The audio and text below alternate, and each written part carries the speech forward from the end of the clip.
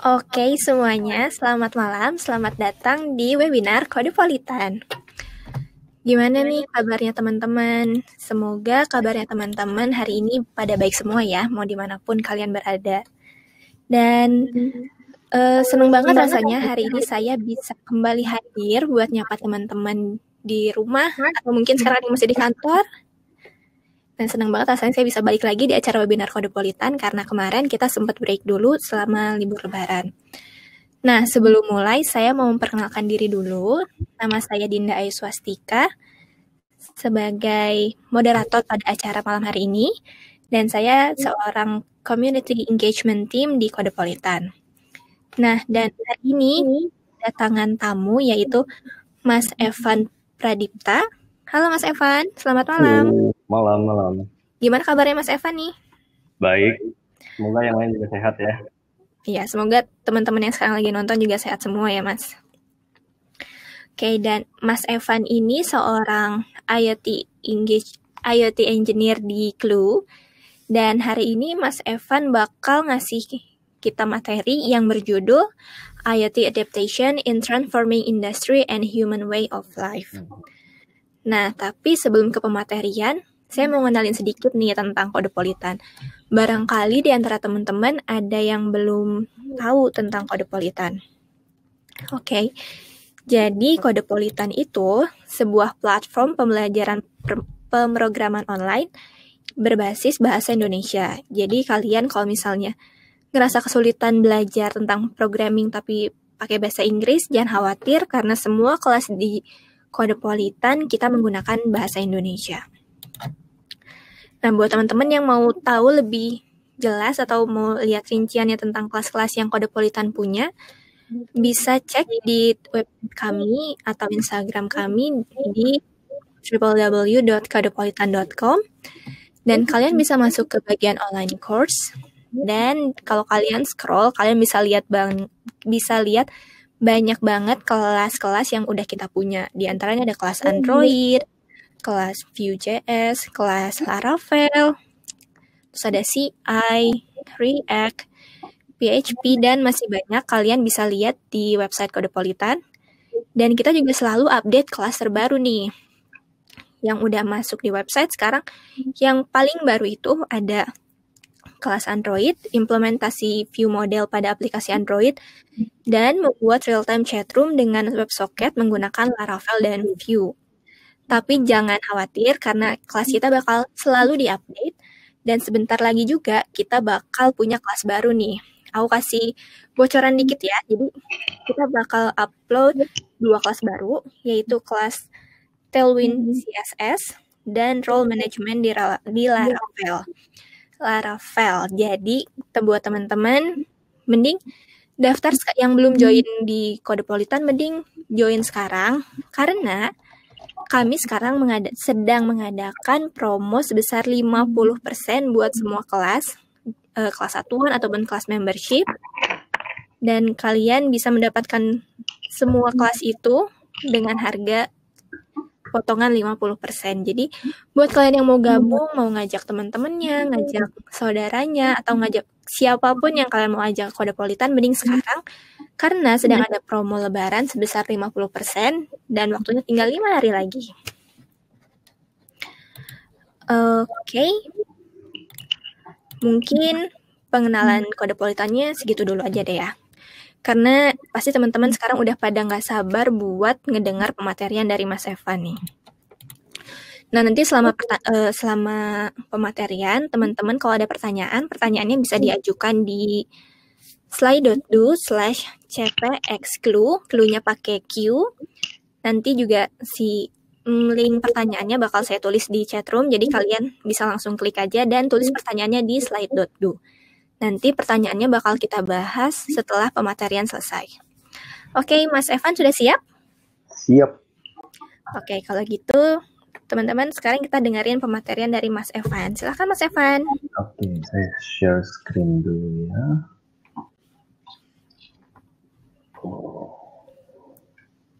Oke. Present. Oke, masih loading screen-nya di saya. Oke. Ini agak ada buffer time-nya ya. Sudah kelihatan? Nah, udah ada. Kalau di teman-teman udah ada belum? Udah. Sudah. Oke, selamat Oke, menyaksikan teman-teman. oke, boleh mulai ya. Oke, malam teman-teman. Jadi topik untuk webinar kali ini adalah IoT Adaptation in Transforming Industry and Human Life. Nah, mungkin sebelum saya mulai, sedikit tentang Clue ya. Ups. Nah, Clue adalah perusahaan yang bergerak di bidang IT dan sekarang udah mulai bergerak ke bidang IoT dan AI. Jadi machine learning juga mulai kita pelajarkan. Dan Clue didirikan untuk ini vision kita, accelerating positive changes worldwide. Jadi untuk kebaikan manusia ya. Nah, ini ada milestone Clue.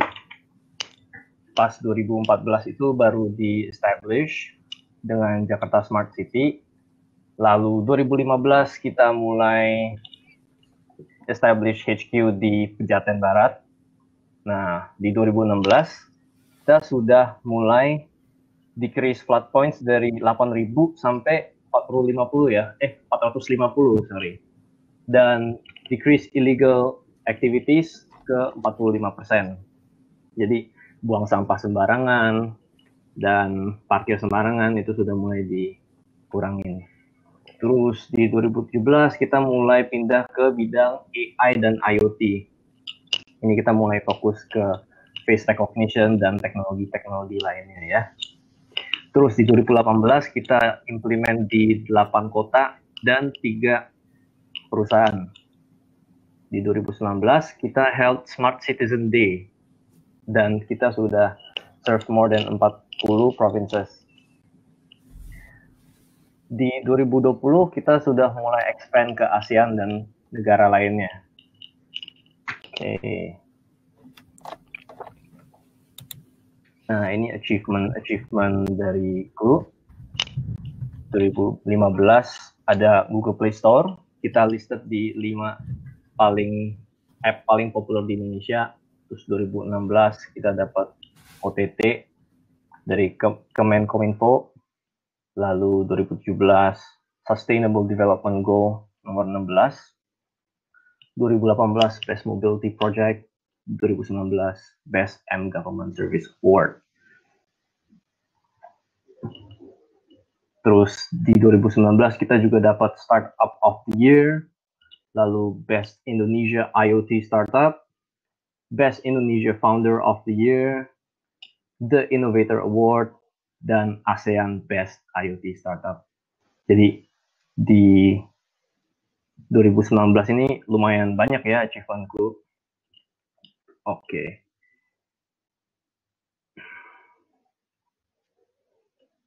Nah, jadi gimana cara kita establish Smart City? Kalau dari Clue App, itu citizen akan report ke Clue App, dan Clue App ini akan ke dashboard, baru dari dashboard kita akan kirimkan task ke Clue Work. Dan dari enterprise, mereka bisa report ke Clue Work, yang akan report ke Clue Dashboard, yang akan assign task di Clue Work. Kalau untuk Clue Sense dan Clue Vision, CCTV dan IoT sensor bakal kirim data ke Clue Vision dan Clue Sense, yang akan report ke Command Center, dan balik lagi akan assign ke Clue Work. Jadi, core produk kita sebenarnya Clue Dashboard-nya ya. Jadi, ini adalah side produk kita. Oke, jadi hari ini kita bakal bahas sedikit tentang IoT. Jadi kita intro dulu tentang IoT, lalu perkembangan IoT di era ini. Terus gimana IoT bisa merubahkan dunia bisnis ya. Dan hubungan IoT dengan manusia, jadi sinergi antara IoT dan manusia. Dan terakhir kita bakal bahas teknologi-teknologi yang develop di Clue. Oke. Mungkin di sini teman-teman udah pada familiar dengan konsep IoT ya. Untuk yang belum, IoT adalah singkatan dari Internet of Things. Nah, apa sih kerjanya IoT? Nah, IoT ini mengintegrasikan sensor dengan internet atau biasanya cloud ya. Berbagai macam sensor, motor, atau hardware, elektronik, apapun yang bisa mengeluarkan data atau menerima data. Nah, raw data yang sudah didapatkan dari sensor-sensor ini akan diproses oleh IoT. Jadi biasanya kalau di IoT, firmware akan diinjek ke dalam microcontroller atau SBC. SBC kalau teman-teman tahu itu single board computer kayak Jetson Nano atau Raspberry Pi. Jadi setelah data-data sudah diproses, baru datanya akan dikirim ke cloud yang bisa diambil oleh siapapun. Dan biasanya sih yang ngambil back-end ya. Nah, jadi salah satu contoh dari alat IoT kalau teman-teman tahu itu IP kamera yang biasa suka dijual biasa 500-an ribu. Itu kamera yang langsung colok USB. Kamera itu akan connect ke Wi-Fi dan teman-teman bisa ngelihat, bisa streaming kamera itu lewat smartphone teman-teman. Nah, itu salah satu contoh dari perkembangan IoT. Oke. Nah, ini dia skill-skill yang diperlukan untuk menjadi IoT engineer. Nah, yang paling penting pertama pasti programming ya. Untuk membuat firmware dan diinjek ke microcontroller atau SPC, programming sangat diperlukan. Nah, sebenarnya ada dua lagi, yaitu mechanics sama electronics. Kalau untuk mechanics sebenarnya lebih dasar sih, static mechanics atau mungkin penghitungan daya motor dan lain sebagainya. Untuk electronics mungkin teman-teman harus paham sedikit tentang sensor dan cara kerja sensor itu.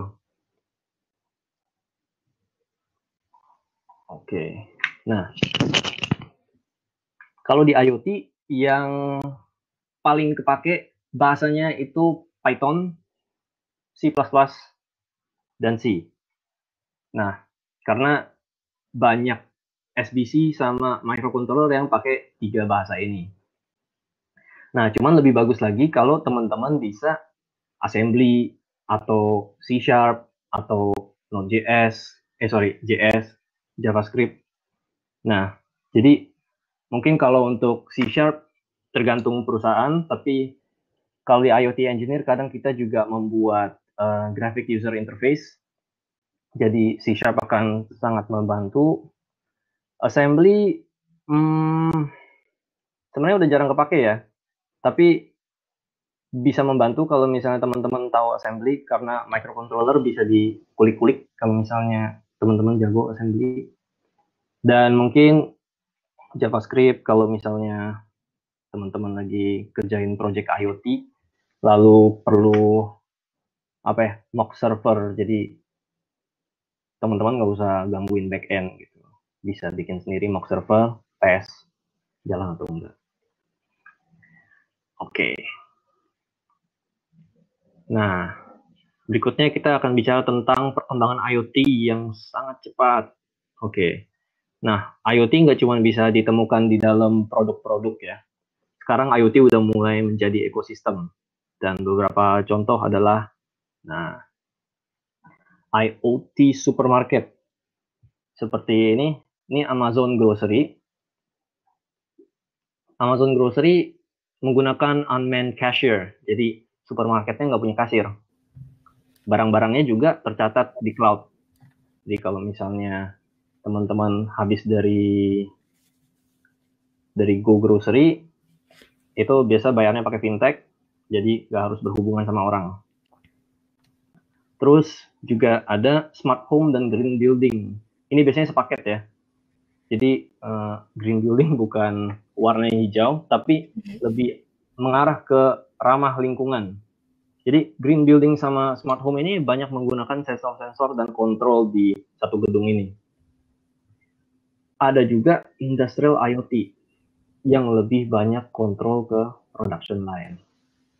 Nah, jadi berikut ini kita bakal bahas tentang industrial IoT. Oke. Jadi kita bakal bahas impact dari IoT ke industri 4.0. Nah, untuk teman-teman mungkin industri 4.0 sangat familiar. Tapi sebenarnya apa sih industri 4.0?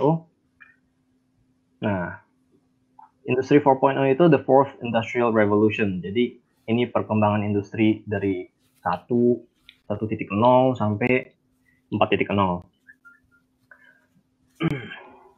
Jadi di industri 4.0 itu menggunakan robotics dan machine learning. Dan teman-teman kalau misalnya pernah lihat fruit sorter di pabrik, jadi dia bisa membedakan buah yang masih fresh atau buah yang agak busuk dikit. Nah, itu bisa dipisah. Itu industri 4.0. Nah, tapi kalau kita perhatikan, sebenarnya industri 4.0 sama industrial IoT itu bukan hal yang sama ya. Nah, jadi industri 4.0 itu emang mereka menggunakan machine learning, tapi nggak ada hubungannya sama internet. So, jadi yang state of the art technology itu industrial IoT, yaitu gabungan dari Internet of Things dan industri 4.0. Jadi, mari kita lihat beberapa contoh industrial IoT, ya. Salah satu produknya dari Auk Industries, coba. Nah, jadi salah satu adaptasi dari industrial IoT itu shop floor dashboard. Nah, jadi shop floor dashboard ini biasa dipakai oleh proses engineer ya kalau di pabrik. Gunanya apa? Nah, kalau misalnya mampet mesinnya, jam gitu, produksi pelan gara-gara cuma satu alat yang nggak efisien. Semua bisa dilihat di dashboard. Nah, terus kalau masalah sudah ditemui, sequence-nya juga bisa diubah langsung di dashboard. Jadi bukan cuma dipantau aja ya, bisa langsung diganti on the spot. Jadi modify operational sequence on the go. Nah, dan terakhir, dashboard juga bisa untuk monitor data-data di tiap mesin. Jadi misalnya di roaster ini berapa persen apa biji kopi lah atau gimana gitu. Terus kita juga bisa analitik, report, dan notifikasi. Jadi analitik ini berhubungan dengan AI atau machine learning. Data-data di sensor juga bisa di-log, disimpan ya. Terus data ini bisa di-push ke cloud dan nanti bisa ditarik oleh siapapun. Nah, biasanya itu tim AI yang memproses datanya. Kalau untuk notifikasi, kalau mesin melebihi suatu batas, biasanya kita set batasnya. Sistem akan mengirim pesan ke handphone. Biasanya ini dipakai untuk para manajer pabrik ya, untuk tahu kondisi pabrik. Oke. Nah, berikutnya adalah human and IoT synergy. Di era ini manusia sudah mulai tidak bisa pisah lagi dari IoT ya. IoT mulai sangat berpengaruh di hidup manusia. Baru mulai sih, tapi oke, kita ambil contoh GPS. Mungkin teman-teman sering online shopping dan biasanya nih habis beli langsung di track. Jadi habis order langsung di track. Nah, jadi barangnya ini biasanya ada sistem tracking. Dan biasanya kurir-kurir itu masih pakai sistem tracking manual. Jadi masih input by hand, masih di keyboard ya. Dan ini bisa terjadi delay, nggak real time biasanya. Nah, kedepannya tracking paket ini yang dikirim akan terkontrol dengan IoT. Nah, mungkin ini contoh yang lebih ekstrim. Ini bisa dipakai di smart home, jadi mailbox IoT. Kalau rumah lagi kosong, kurir sudah sampai rumah, biasanya kurir bisa telepon penerima lewat mailbox ini. Jadi kalau emang sudah benar paketnya, mailbox ini akan otomatis terbuka. Jadi bisa dikontrol oleh penerima. Jadi mailboxnya seperti corong gitu, itu bisa terbuka, terus paketnya bisa dimasuk. Nah, teman-teman juga bisa bikin ini sendiri di rumah sih, buat project DIY. Jadi sebenarnya makin lama manusia udah gak bisa lepas dari IoT. Mulai nggak bisa lepas. Sekarang sih masih belum terlalu ini ya, belum terlalu hot IoT. Tapi sepertinya akan cepat berkembang. Oke. Nah, berikutnya, gimana IoT bisa mengubah dunia bisnis? Nah, seperti yang saya sebut tadi, IoT itu sangat membantu untuk tracking barang. Nah, salah satu contohnya itu WMS, Warehouse Management System. Jadi, barang-barang yang mempunyai barcode atau QR code ini akan di-scan di receiving bay, tempat penerima barang. Barang-barang yang sudah di-scan ini akan masuk ke inventory. Jadi, untuk menghitung stok dan angka sisa stoknya itu akan di-push ke cloud.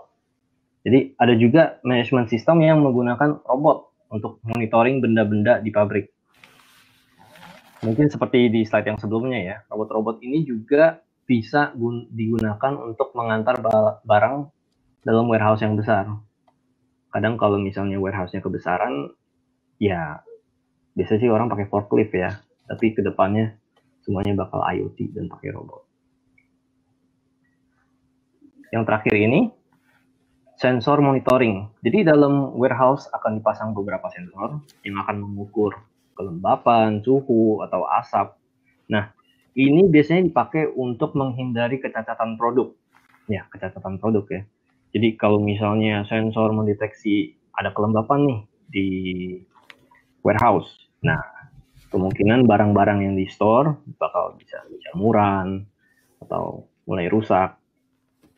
Atau mungkin detektor asap yang jelas menandakan adanya api kalau misalnya ada kedeteksi asap ya. Oke. Nah, berikutnya kita akan bahas beberapa teknologi yang di-develop oleh Clue. Nah, ini dia. Teknologi IoT yang sedang dikembangkan oleh Clue. Saat ini Clue mempunyai 2 produk IoT yang sudah di-develop. Dan sebenarnya masih ada 2 lagi yang sedang di-develop, tapi belum di-deploy, jadi masih bersifat secretive. Oke, nah salah satu produknya adalah Voice Guard. Ini dikembangkan oleh partner saya. Jadi Voice Guard ini adalah speaker toa sih yang digabungkan dengan CCTV. Device ini biasanya ditempatkan di pinggir jalan, di mana tidak diperbolehkan ya berhenti atau parkir di pinggir jalan. Jadi CCTV-nya akan memantau mobil-mobil yang parkir di pinggir jalan. Kalau ada mobil yang berhenti, CCTV akan mendeteksi mobil ini. Jadi kalau di Clue, IoT sama AI team tuh sering kerjasama. Jadi CCTV-nya yang ngeproses data-data videonya itu tuh tim AI. Jadi mobil yang berhenti ini akan ditegur oleh toa menggunakan text to speech (TTS). Jadi harap memindahkan mobil Anda gitu. Ada text to speech-nya. Lalu kemudian kalau misalnya mobil ini tetap belum pindah dari spotnya, akan ditegur sampai 3 kali. Kalau melebihi 3 kali, CCTV ini akan capture license plate-nya. Jadi plat mobil itu akan disimpan ke dalam database illegal parking. Oke. Berikutnya juga ada Dynamic Traffic Control, kita singkat sebagai DTC. Ini AI-based traffic light. Nah, kebetulan saya banyak terlibat di project ini ya. Jadi DTC alat alat pengatur lalu lintas yang akan otomatis mengganti waktu lampu hijau jika terdeteksi kemacetan. Jadi gimana sih cara kerjanya? Oke. Jadi di lampu merah akan dipasang 4 CCTV di setiap jalur. CCTV ini akan merekam video yang nanti akan diproses tim AI untuk mengecek jumlah mobil. Jadi kita pakai vehicle counting. Jadi berapa panjang sih antrian di lampu merah? Oke. Jadi kalau misalnya di perempatan itu ada yang antriannya panjang, data ini akan dikirim ke tim IoT. Di sini ada microcontroller yang sudah diprogram untuk memproses data yang dikirim dari backend. Jadi data ini akan kita olah dan kita akan menentukan jalur yang mana akan mendapatkan waktu berapa lama. Jadi biasanya yang panjang itu kita kasih lampu hijaunya lebih lama. Jadi kalau di perempatan kan tiap jalur beda-beda ya antriannya. Gitu. Oke. Next kita mungkin akan bahas sedikit tentang pekerjaan IoT kayak gimana sih? Oke. Kita kasih salah satu contoh. Kita ambil sensor ini, MHZ19B. Ini adalah sensor CO2 yang kami pakai di dalam salah satu project IoT yang masih di development. Nah, dari data ini kita bisa bikin formula untuk cari data yang udah diproses ya. Kalau dari sensor dikasih dalam bentuk PWM. Kalau teman-teman tahu sedikit tentang elektronik, PWM itu pulse width modulation. Jadi sensornya naik turun. Kita harus mengubah data PWM ini menjadi PPM. Nggak ada hubungannya ya, PWM sama PPM. Jadi PWM itu signal listrik, PPM itu banyaknya konsentrasi sesuatu partikel di dalam udara. Jadi kalau dari datasheet biasanya sudah dikasih formula. Nah, banyakkan sensor di IoT itu, bukan sensor di IoT, tapi sensor in general itu sudah termasuk library. Biasanya ada library Python atau library C++ yang teman-teman bisa download dan langsung dipakai di codingan teman-teman. Tapi kalau misalnya nggak ada, ya kita harus bikin sendiri formulanya. Nah, itu yang sangat kepake. Kalau IoT itu tuh sangat valuable banget sih kalau misalnya kalian bisa bikin formula dari datasheet. Jadi dari datasheet itu kita bisa tahu satu cycle itu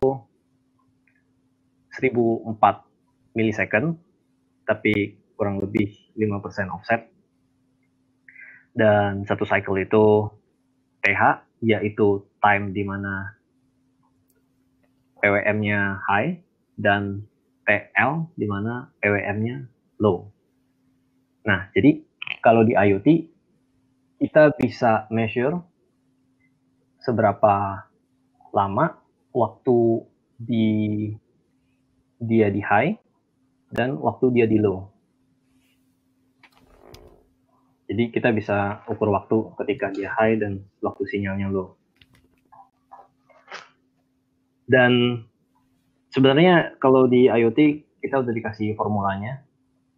Jadi kita bisa cari CO2 levelnya dengan ini C ppm 2000 kali TH min 2 ms per TH plus TL min 4 ms. Jadi teman-teman nanti bakal cari datanya. Data itu kita store di variable, dan variable itu kita masukin ke formula.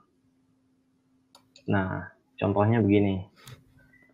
Sorry ini agak berantakan. Jadi variabelnya nggak dimasukin ke ya. Jadi nanti teman-teman bisa cari titik tinggi dan titik rendahnya diukur waktunya, dan nanti bisa dimasukin ke formula yang udah ada. Ini pakai C sama C++, atau mungkin teman-teman tahu dengan bahasa Arduino. Iya, ini bahasa Arduino. Nah, setelah teman-teman bisa proses data dari sensor, berikutnya bisa dikirim ke cloud. Jadi kalau dari IoT, setelah kita proses, kita filter data itu, kita harus rewrite, kita harus tulis ulang data-data yang kita sudah store ke dalam format JSON. Ini teman-teman udah pasti tahu ya, JSON itu JavaScript Object Notation. Itu salah satu standar yang dipakai hampir ya semua. Jadi semua tim bisa narik data itu dan bisa di-parse lagi. Nah, jadi dari JSON format itu bisa di-send ke backend dengan Ethernet atau Wi-Fi modul. Jadi ini nggak kayak apa ya? Kalau mungkin di bahasa-bahasa lain itu tuh ada library-nya, tapi biasanya kalau di IoT itu tuh kalau kita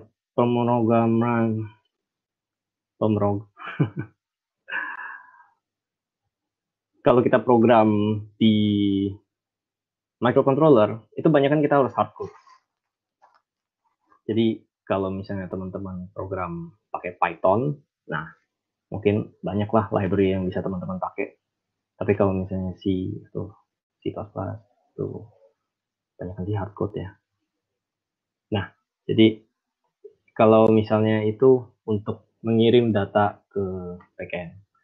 Lalu IoT itu juga bisa receive JSON dari ya bisa dari API.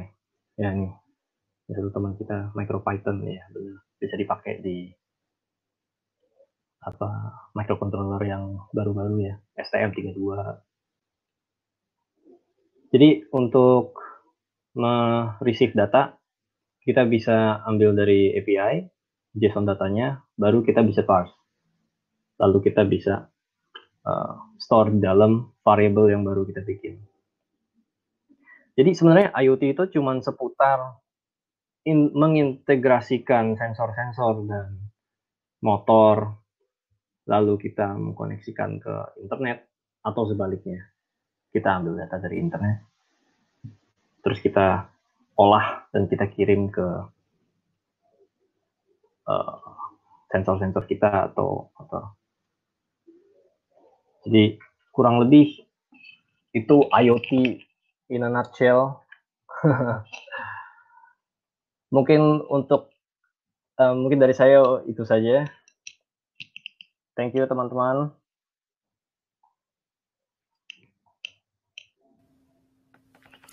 Oke, makasih buat sebelum kita mulai ke sesi tanya jawab, mau ada survei kecil-kecilan nih buat teman-teman yang udah nonton tadi pemateriannya. Nah, gimana nih?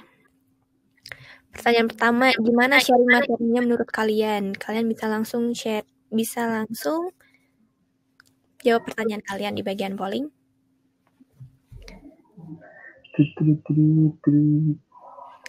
Jadi gimana nih sharing materinya menurut kalian tadi? Apa keren banget, bermanfaat, biasa, apa malah kurang greget gitu kan? Ya sambil nunggu hasil polling, kalau Mas Evan sendiri udah berkutat di dunia IoT ini udah berapa lama, Mas? Sebenarnya saya di IoT itu mulainya dari hobi ya. Oh. Jadi, dulu tuh hobi elektronik dan juga hobi mekanik ya. Dan di tengah-tengahnya apa? Ya IoT. Jadi saya harus belajar programming dulu untuk masuk ke dunia IoT ya. Mungkin udah sekitar, kalau di dunia profesional mungkin sekitar 1 tahun. Tapi kalau sebagai hobis ya udah lama sih. Mungkin udah 4 tahunan. Oke, jadi berawal dari hobi akhirnya ditekunin ya. Iya. Berarti udah lama juga ya, udah sekitar 4 tahun. Hmm. Oke, kita lihat gimana sharing materinya menurut kalian. Ini yang keren banget, ada 23,52%, bermanfaat 67,64%. Berarti cukup banyak ya. Sih sama yang biasa sama kurang greget ada sekitar 9-10% kurang. Mungkin masih kurang ngerti IoT-nya mungkin ya yang ini. Nih, overall webinarnya seru nggak? Seru, pasti ikutan lagi. Oke, ditunggu ya webinar kode kualitas selanjutnya. Oke, kalau yang perlu improve mungkin bisa ditulis di chat room apa yang harus kita improve. Oke, sekarang kita lihat udah ada berapa pertanyaan di slide .do-nya. Terima kasih teman-teman yang udah ikut jawab di pollingnya ya.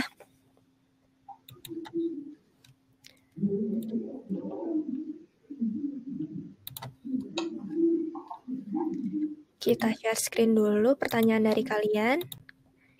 Kita jawabnya dari yang paling banyak likes-nya ya. Dari pertanyaan yang paling banyak likes-nya berarti pertanyaan yang paling banyak yang nanya ini. Oke. Mas Evan udah siap buat jawabnya? Oke. Berarti di saya masih loading screen. Masih loading ya? Ya, tapi nggak apa-apa, saya ada tab-nya. Oke, mulai dari paling atas ya, Mas. Ya nih, seperti halnya front-end developer yang wajib mempelajari HTML, CSS, dan JavaScript, apa saja yang wajib dipelajari oleh developer IoT pemula? Terima kasih. Oke. Kalau untuk IoT, tadi ada Python, C, C++. Karena banyakkan microcontroller atau single board computer jalanin firmware itu tuh harus pakai C atau C++ ya, atau Python. Bisa sih ngejalanin kayak JavaScript gitu kalau di single board computer, cuman banyakan sih cuman buat koneksi ke server. Tapi kalau untuk mengintegrasikan sensor dan elektronik lainnya, C++, Python. 3 itu aja. Oke, berarti tadi ya 3 yang barusan. Next, pertanyaan selanjutnya. Yang saya tahu, tahun lalu Bukalapak menutup divisi IoT-nya. Kira-kira apa kekuatan dari Clue sehingga bisa bersaing sebagai industri IoT di Indonesia? Menarik. Oke, sebenarnya Clue itu kita sangat fokus di AI sebenarnya. Jadi kita punya AI lead yang sangat experience lah. Dia membuat engine sendiri. Dan menurut saya ini pribadi sih, IoT Clue itu sangat dibantu oleh tim AI. Jadi saya kurang tahu sih kalau IoT Bukalapak itu ada AI-nya atau enggak. Tapi kalau menurut saya yang bikin Clue itu bisa bersaing di industri IoT Indonesia itu kita punya solid team antara IoT sama AI ya. Jadi kalau IoT sama AI digabung ini mungkin bisa jadi salah satu powerful solution. Menurut saya sih begitu. Oke. Next, pertanyaan selanjutnya. Bagaimana tips atau strategi dalam pengajaran IoT di kalangan pelajar agar lebih mudah dipahami dan agar bisa dituangkan dalam produk ide? Nah, ini menarik nih. Jadi, seperti banyak maker-maker lain juga, pasti dimulainya dari Arduino. Kalau misalnya teman-teman tahu Arduino, dia seperti development kit buat pemula. Jadi sangat mudah untuk pemula untuk belajar ya. Mereka juga ada, misalnya kalau teman-teman tahu ada Fruit, mereka juga jual sensor yang bisa dicari library-nya di website mereka, jadi tinggal di-download, langsung dipakai. Tutorialnya juga banyak. Jadi kalau misalnya mau belajar tentang IoT, boleh dulu dimulai dari Arduino, menggunakan bahasa Arduino. Tapi setelah itu kalau misalnya mau mendalam, boleh pindah ke Jetson atau misalnya Raspberry Pi, single board komputer lainnya. Atau misalnya mau ke low level programming juga bisa pindah ke microcontroller chip-chip yang mentah, yang benar-benar IC, jadi udah nggak di board, jadi udah nggak development board lagi. Jadi kalau untuk starter Arduino.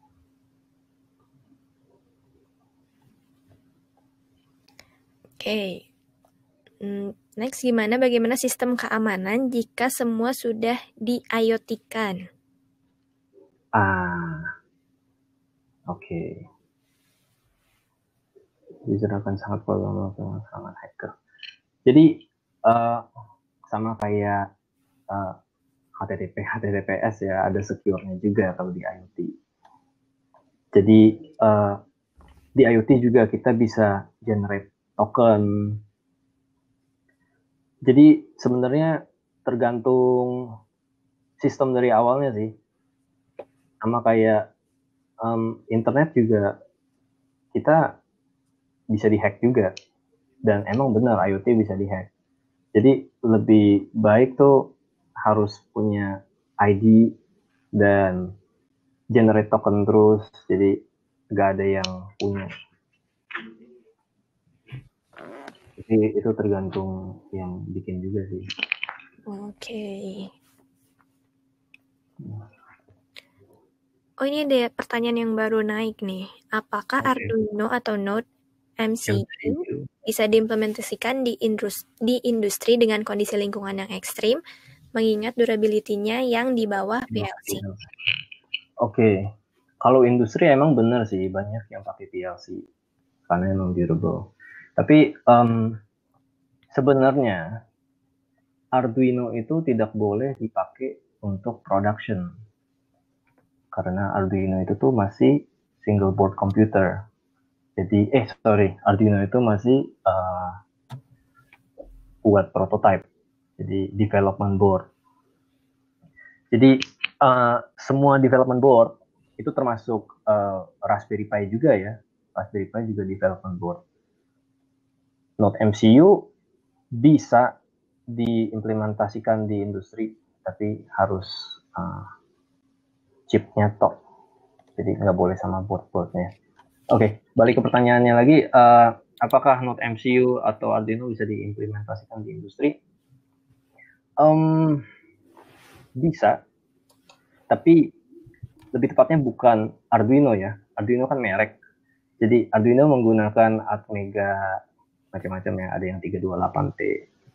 Nah, teman-teman boleh cari chip Atmega yang tahan panas dan memorinya gede dan lain sebagainya. Jadi jangan terpatok dengan Arduino doang. Banyak IC di luar sana yang teman-teman bisa riset.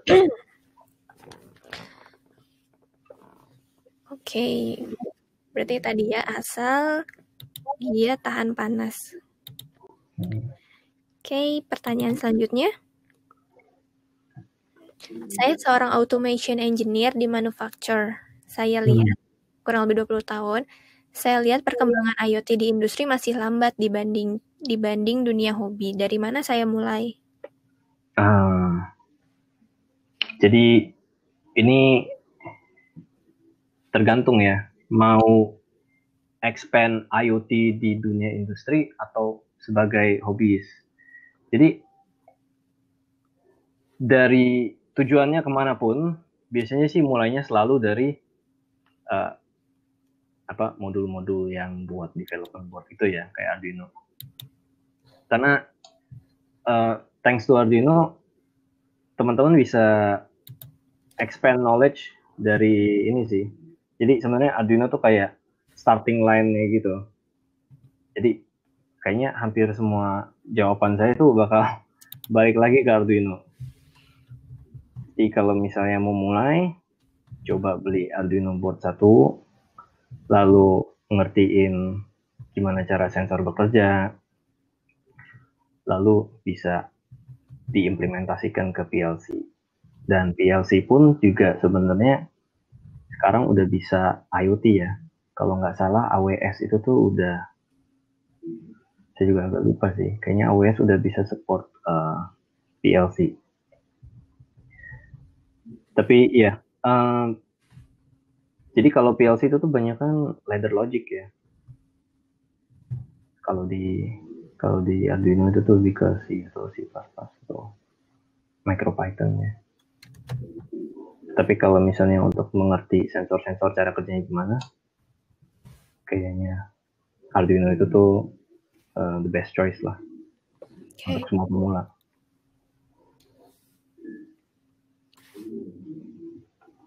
Ini ada pertanyaan yang saya juga pengen nanya ini nih. Bagaimana cara mengintegrasikan IoT di daerah terpencil yang sulit dijangkau internet?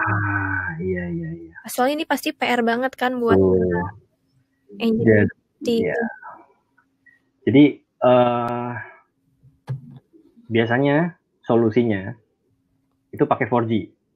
Tapi ada tempat-tempat di mana SIM card itu tuh juga nggak dapat sinyal internet.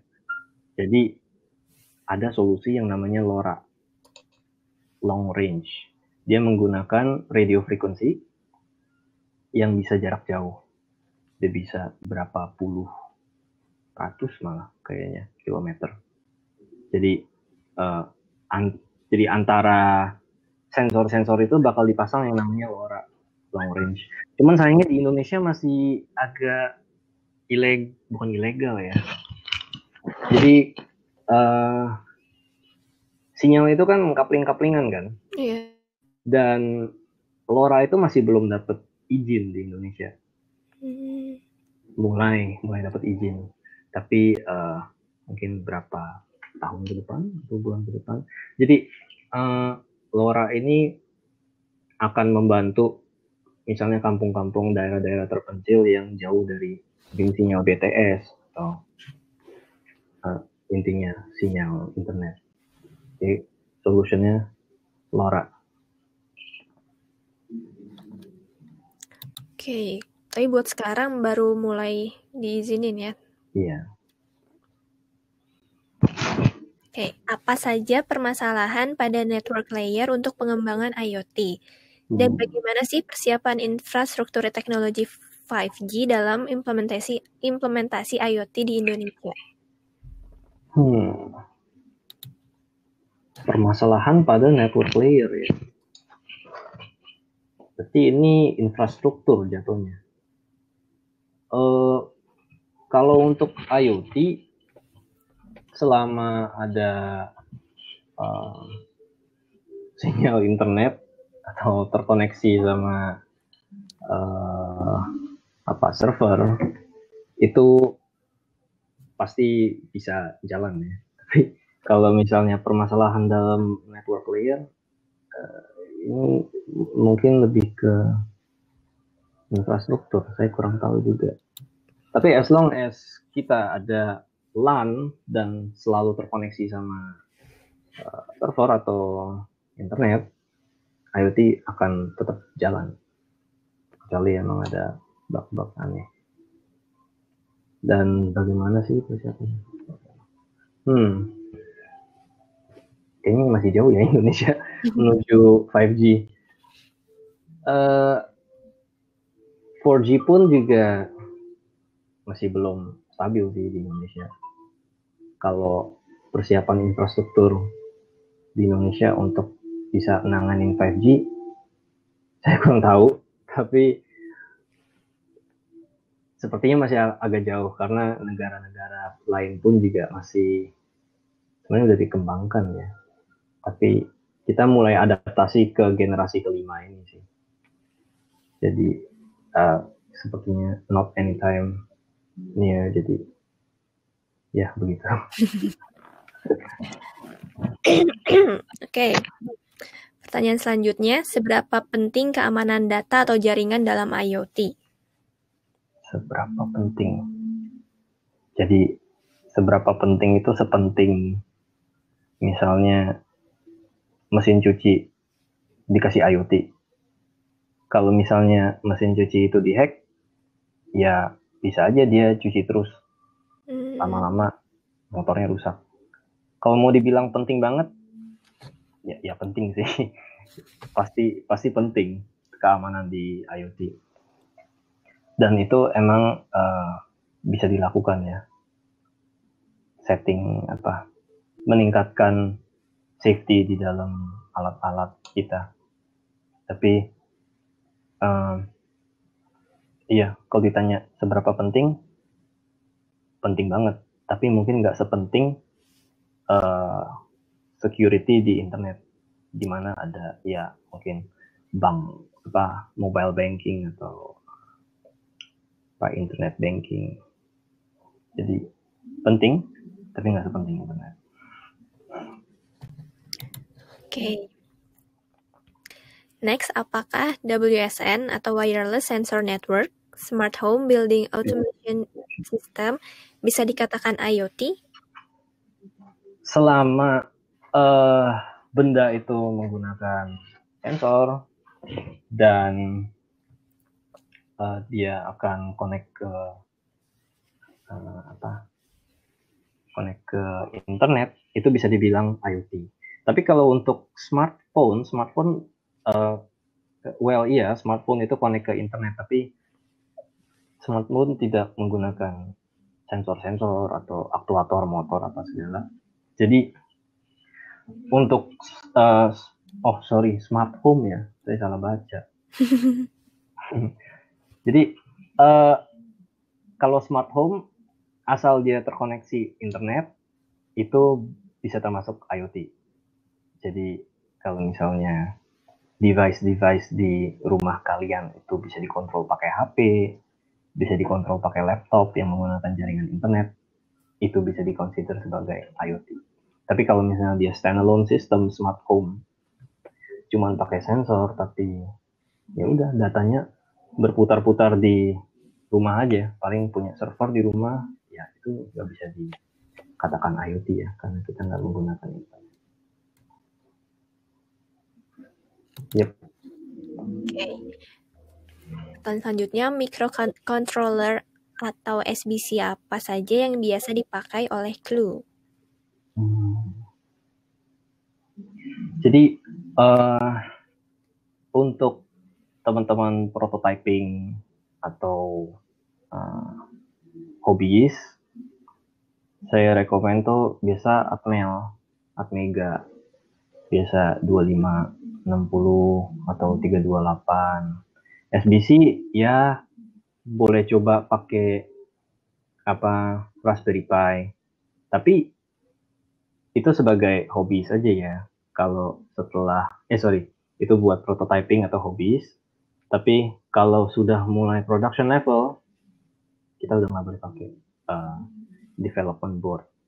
Jadi itu termasuk cukup ilegal ya. Kalau pakai development board di produk. Jadi kalau untuk prototype ya Atmega atau STM32, SBC, Raspberry Pi boleh. Tapi cuma sebatas prototyping. Pas production nggak boleh pakai. Oke. Ini ada pertanyaan tentang kalau ada materi presentasinya boleh dong di-share.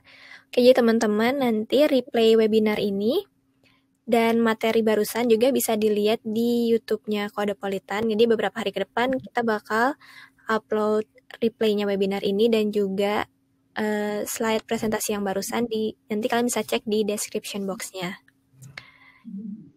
Jadi ini buat teman-teman yang tadi ketinggalan gak dari awal juga nanti bisa nonton replaynya di YouTube Kodepolitan, oke? Next, protokol komunikasi yang sering dipakai oleh Clue apa saja? Protokol komunikasi ya. Mungkin salah satunya adalah kalau teman-teman tahu MQTT, Nah, kita kadang juga pakai MQTT. Itu salah satu protokol komunikasi. Cuman itu apa? Ya itu salah satu protokol kita ya. Oke.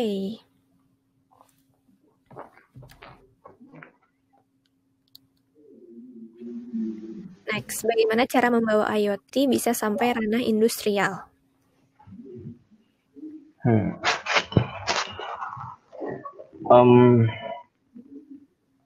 Mungkin kalau untuk industrial yang populer tuh PLC. Tapi tergantung teman-teman mau bikin IoT-nya tuh apa dulu. Kalau misalnya teman-teman mau bikin alat IoT, misalnya mesin press. Nah, mesin press itu teman-teman bisa pasang sensor-sensor, pelajarin basic electronics dan basic programming. Dan nanti dari sensor-sensor ini yang diintegrasikan dengan microcontroller, saya rasa bisa komunikasi dengan PLC juga ya. Sorry tadi. Jadi iya, asal teman-teman tahu sedikit tentang electronics, sensor-sensor, dan basic programming itu bisa kemana aja sih dengan IoT. Oke, ini ada pertanyaan yang baru naik. Apakah untuk bekerja di Clue itu harus bisa menguasai elektro? Bekerja di Clue sebagai IoT mungkin harus ada basic elektro dikit, nggak sebanyak. Yang penting ngerti cara kerja sensor, basic aja. Tapi kalau misalnya teman-teman punya skill elektronik yang lumayan bagus, bisa ngitung arus segala, itu akan jadi plus point untuk IoT di Clue. Tapi kalau untuk bekerja di bidang lainnya di Clue, saya rasa cuman IoT yang megang teknik elektro ya. Jadi yang lainnya tuh belum nggak akan sentuh elektronik. Jadi untuk menjawab pertanyaannya, menguasai elektro untuk di bidang IoT itu pun juga core-nya aja, nggak usah sampai dalam. Oke. Jadi yang penting tahu basic-basicnya aja ya, nggak perlu elektro yang mendalam banget. Oke, next nih mau nanya ke Pak Evan. Untuk layanan server cloud antara Azure dan Azure, GCP, AWS, apa perbedaan plus minusnya?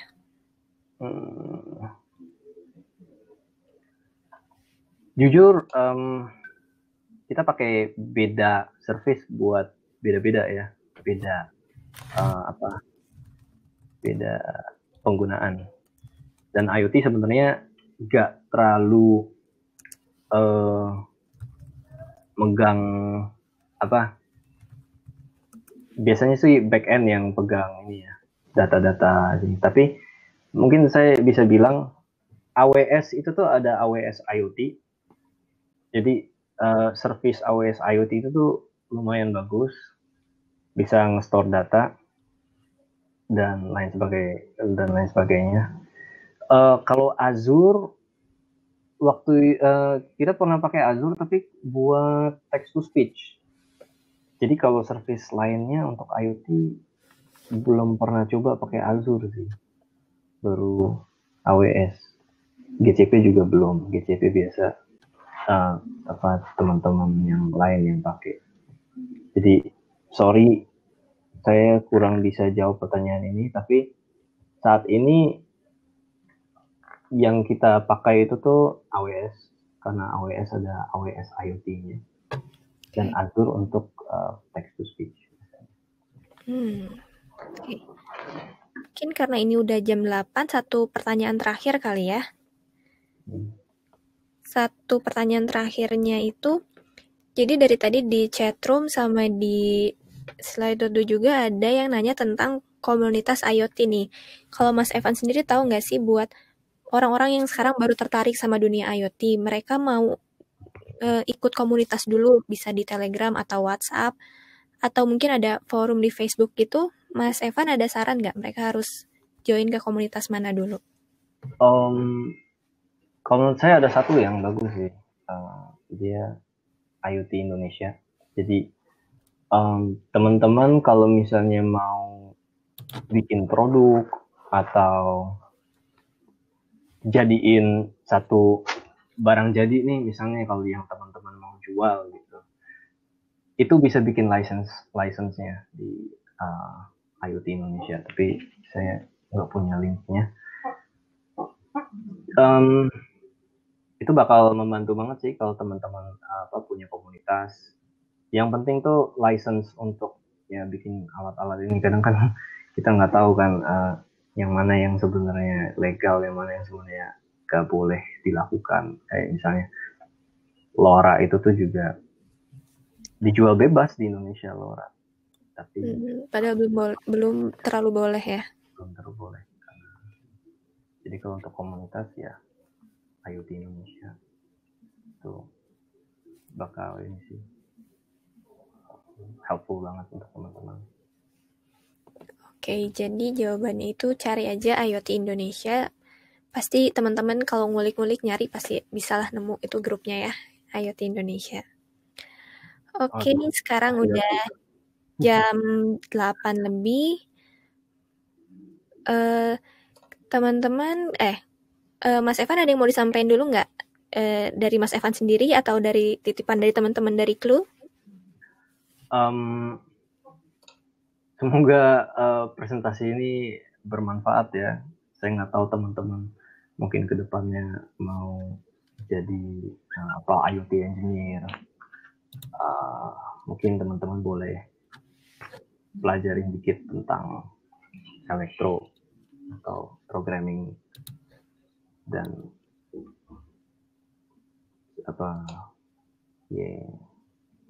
topik-topik lain yang saya sudah bahas di presentasi ini. Oke, sebelum ditutup, satu polling terakhir nih.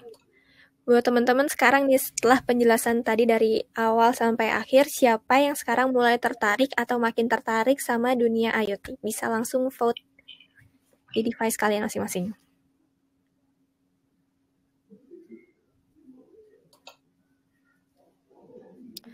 Oke, terus ini di chat room-nya ada yang ngasih saran ya buat grup, buat komunitas IoT, bisa dicek langsung di chat room-nya.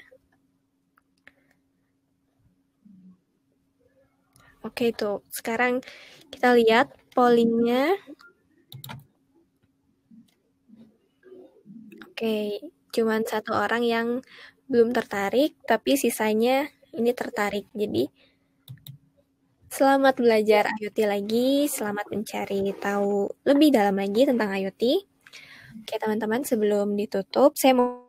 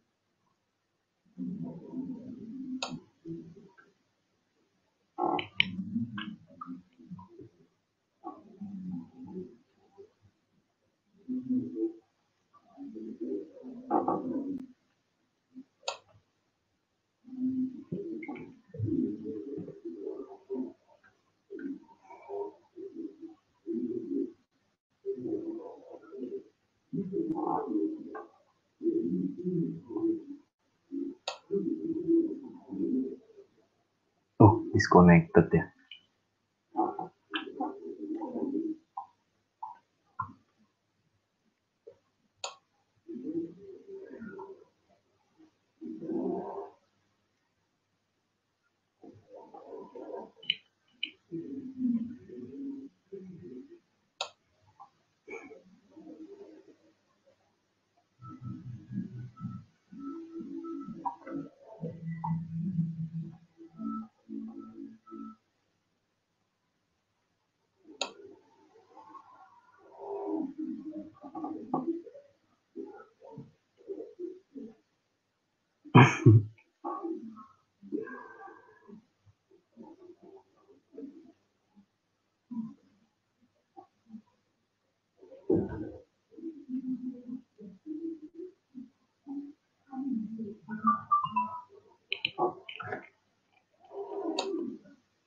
Coba ke close connection-nya. Jadi ya kita tutup aja webinar malam hari ini. Makasih buat Mas Evan atas materinya. Oke, terima kasih juga.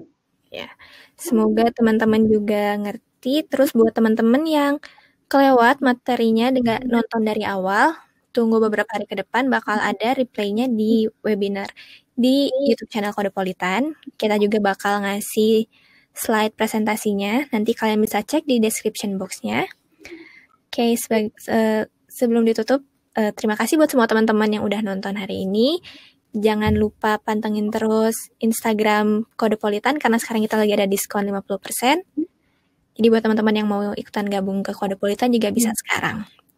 Oke, saya Dinda Eswastika, pamit undur diri. Terima kasih buat semuanya.